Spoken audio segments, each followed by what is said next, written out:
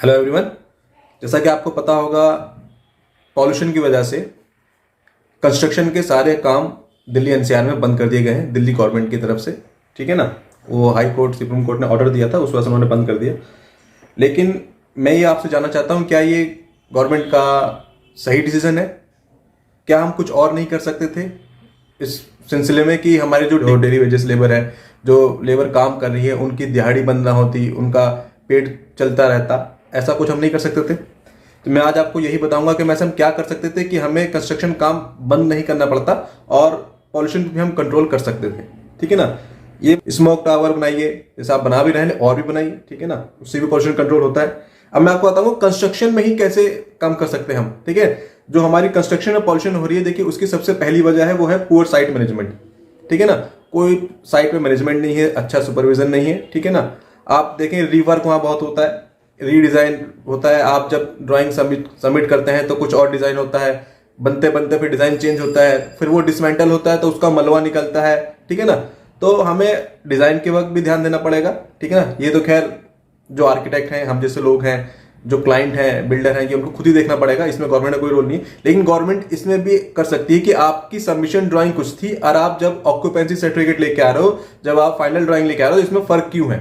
ठीक है ना, आप उस वक्त भी उनका गिरबान पकड़ सकते हैं कि इसमें इतना फर्क क्यों है। लेकिन हम लोग थोड़े से पैसे लेके हम लोग उसको नजरअंदाज कर देते हैं। ठीक है ना, तो हमें डिजाइन पे कंट्रोल करना पड़ेगा ताकि रिवर्क ना हो, डिसमेंटलिंग ना हो।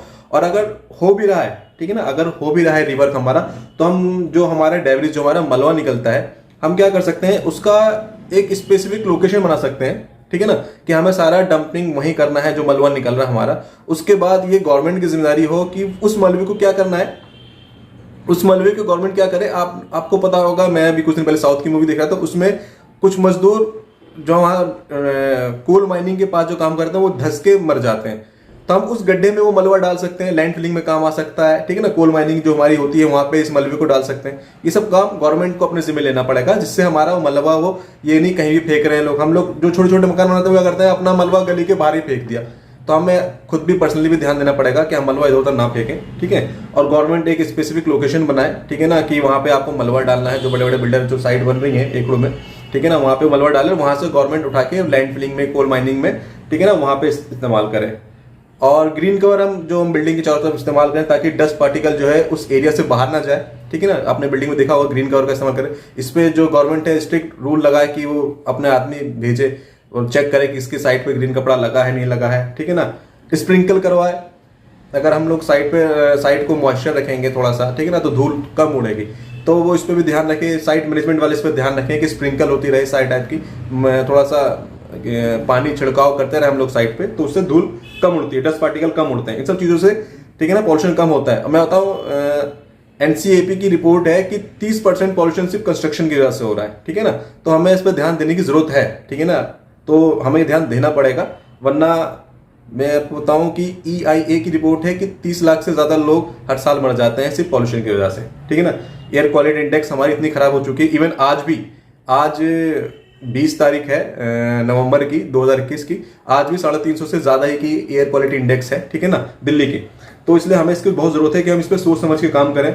साइट में मैंने अक्सर देखा है, जो वहाँ की गाड़ियाँ, ट्रैक्टर, डीजल इंजन जितनी भी वहाँ पे गाड़ियाँ होती हैं, इंजन होते हैं, उस डीजल इंजन में उसके कोई पॉल्यूशन कंट्रोल नहीं है, उनकी चिमनी बहुत छोटी छोटी है, मतलब, और जो वहाँ ट्रैक्टर वैक्टर चल रहे हैं, जेसीबी चल रही है, उसका क्या है, कोई पॉल्यूशन नहीं है चेक वहाँ पे। ठीक है, तो उन सब चीज़ों पे जो वहाँ के साइट मैनेजमेंट वाले लोग हैं वो सब चेक करें। ठीक है, और साइट पे जो पॉल्यूशन हमारा निकलता है, वो टाइल कटिंग, स्टोन कटिंग, तो हम एक काम कर सकते हैं, जो हमारी स्टोन जो हमारा आ रहा है, जो हम बड़े बड़े थप्पी मंगा लेते हैं 8 फीट पे 4 फीट के, उसको हम प्रॉपर साइज करके ही फैक्ट्री से मंगवाएं, क्योंकि फैक्ट्री में जो कटिंग होती है प्रॉपर मैनेजमेंट से होती है, तो वहां पे धूल एक कंट्रोल इन्वायरमेंट में रहेगी, तो वो उसको देख सकते हैं। लेकिन हम लोग साइट में ओपन इन्वायरमेंट में करते हैं, तो उसका डस्ट पूरा इधर उधर भागता है। ठीक है, दो ही पॉल्यूशन क्रिएट करता है।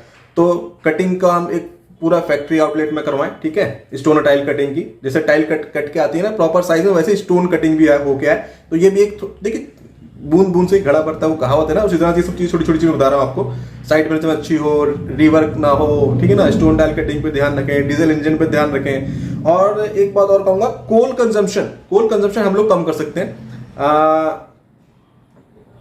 मैं अभी एक रिपोर्ट देख रहा था इसी वीडियो के लिए पता नहीं उसमें कितने बिलियन हम लोग रेड ब्रिक बनाते हैं कंस्ट्रक्शन के लिए, ठीक है ना, भट्टी में। भट्टी से आप देखते हो कितना वो आपको धुआं निकलता है। तो हम उसको कंजम्पशन को कम करने के लिए हम फ्लाई ऐश ब्रिक का इस्तेमाल करें, वो तो ऑलरेडी कोयले से निकला हुआ है, उसका इस्तेमाल करें। गवर्नमेंट इस पर रूल निकाले कि आपको, गवर्नमेंट ने निकाल रखा है बाकायदा, ग्रीन बिल्डिंग के नाम से उसको सर्टिफिकेट भी मिलता है, लेकिन इसको मतलब फोर्सफुली कर दे कि आपको यही ब्रिक्स लगानी है, यहाँ पे अवेलेबल कराए वहाँ, ठीक है ना, वहाँ के वेंडर को अवेलेबल कराए ईंट वाली फ्लाई ऐश ब्रिक ब्लैक वाली, क्योंकि वो एक तो वो कोयले का जो डस्ट पार्टिकल वो भी इस्तेमाल हो जाएगा, और जो भट्टी में धुआं निकल रहा है वो निकलना भी कम हो जाएगा, ठीक है ना।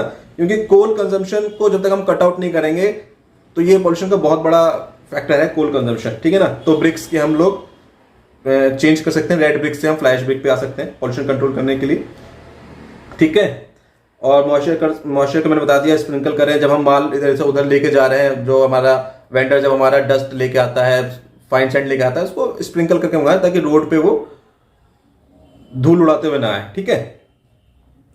ये सब चीजें हैं, मैं आपको बताऊं, ये सब इन सब चीजों से हम लोग क्या कर सकते हैं जो हमारा पॉल्यूशन कंट्रोल कर सकते हैं कंस्ट्रक्शन में, ठीक है ना। बजाय इसके कि हम लोगों की आस्था से गले दिवाली में भैया दिवाली पटाखे बैन कर दो, बैन करने से कोई फायदा नहीं होगा, ठीक है ना। लोगों की आस्था से मत खेलिए आप। गवर्नमेंट को चाहिए कि वो कुछ और इसका उपाय निकाले। जैसे मार्केट में है ग्रीन पटाखे, लेकिन महंगे पड़ते हैं इसलिए लोग नहीं खरीद पाते हैं, ठीक है ना। तो आपको चाहिए कि उस पर सब्सिडी दें, जो फैक्ट्री वाले जो बना रहे हैं उसको सब लोग सस्ता करें ताकि लोग ग्रीन पटाखे की तरफ जा पाए, ठीक है। एक वो बड़ा इशू बना होता है दिवाली पे पटाखे बैन कर दो, और इस टाइम वो बना हुआ है वो पराली, किसान की पराली के ऊपर लोग ऑब्जेक्शन उठाते हैं। तो भाई हम लोग सिर्फ किसानों की मारने की जगह गवर्नमेंट तो कुछ कर सकती है ना। किसान देखिए पराली क्यों जला रहे हैं, जो किसान होंगे जो खेती बाड़ी करते हैं वो चीज़ें समझ में आएंगी। वो असल में पहले जब हाथ से काटते थे ना, ठीक है ना, जब हाथ से वो अपनी काटते थे उसके अनाज को, तो वो पूरा जड़ से उखाड़ लिया करते थे। लेकिन अब जो है ना वो मशीनरी आ गई है उसको काटने वाली, ठीक है ना, अनाज को काटने मशीनरी आ गई, तो वो पूरा जड़ से ना काट के थोड़ा ऊपर से काटती है, तो थोड़ा सा उसमें जो उसकी जड़ रहती है 1 फीट जमीन से ऊपर आ जाती है, ठीक है ना। तो उसको या तो वो मैनुअली बाद में आदमी लगा के उसको सफाई करे, क्योंकि उनको दूसरी अनाज उस पर लगानी है, ठीक है ना। तो उस लेबर से बचने के लिए वो लोग क्या करते हैं, किसान लोग उसको पूरा जला देते हैं, ठीक है ना, और उस वजह से पॉल्यूशन होता है। तो अब इसको रोकने गवर्नमेंट ने क्या करा कि भैया आपको 5,000 रुपये फाइन लगेगा 1 एकड़ पे अगर आपने जलाया तो मतलब अब किसान सोचता है कि मैं 1 एकड़ पे 5,000 फाइन दे दूं, क्योंकि लेबर तो उससे ज्यादा की लग जाएगी। तो हमें चाहिए कि हम लोग फाइन की जगह उनको सॉल्यूशन दें। हैप्पी सीडर नाम की मशीनरी है, ठीक है ना, हम उसको खुद किराए पे देते हैं कि भैया आप ये चलाओ। वो क्या करती है, आपने जैसे अनाज काट लिया, जो ऊपर का उसका पार्ट बचा हुआ नीचे वाला 1-1.5 फीट का, वो उसको भी जड़ से उखाड़ देती है और उसको उपजाऊ भी कर देती है। तो इस तरह की मशीन हम किराए पे दें किसान को, क्योंकि वो हर मशीन तो किसान खरीद नहीं सकता, ठीक है। तो गवर्नमेंट की जिम्मेदारी होनी चाहिए कि वो मशीनरी खरीदे और वो रेंट पे चलवाए उनसे कि अब ये आज का दिन में किराया इतना सस्ता वो भी करके, ताकि वो जलाए ना, ठीक है। हम लोग फाइन हर चीज का फाइन करके ऐसे हम लोग आगे नहीं बढ़ सकते हैं। हमको जागरूक करना पड़ेगा लोगों को सॉल्यूशन देने पड़ेंगे, तभी हम पॉल्यूशन कंट्रोल कर पाएंगे। और बाकी साइट का मैंने आपको बता दिया। देखिए साइट मैनेजमेंट बहुत जरूरी चीज है पॉल्यूशन कंट्रोल करने के लिए। रिवर कम से कम होना चाहिए, डीजल इंजन पे ध्यान रखना पड़ेगा हमें, ठीक है ना। जो हमारा मलबा है उसकी अगर हमारी सही से अगर प्लेसमेंट हो जाए लैंड फिलिंग में, कोल माइनिंग में, तो वो सबसे बेस्ट है। ग्रीन कवर का इस्तेमाल करें, ग्रीन कपड़े का, और स्प्रिंकल का इस्तेमाल करें, साइट को गीला रखें, तो उससे भी हमको बहुत आसानी मिलेगी। तो इन सब चीज़ों से हम लोग पॉल्यूशन कंट्रोल कर सकते हैं, बजाय इसके कि हम लोग कंस्ट्रक्शन काम बंद कर दें और लेबर के पेट पे लात मार दें, ठीक है। मैं चाहता हूँ ये वीडियो आप ज़्यादा से ज़्यादा लोग तक शेयर करें, ताकि हो सकता है कुछ इस पर अमल कर जाए तो किसी गरीब का पेट भरता रहे और उसका दिहाड़ी बंद ना हो। मिलते हैं आपसे अगली वीडियो में। Take care, bye bye.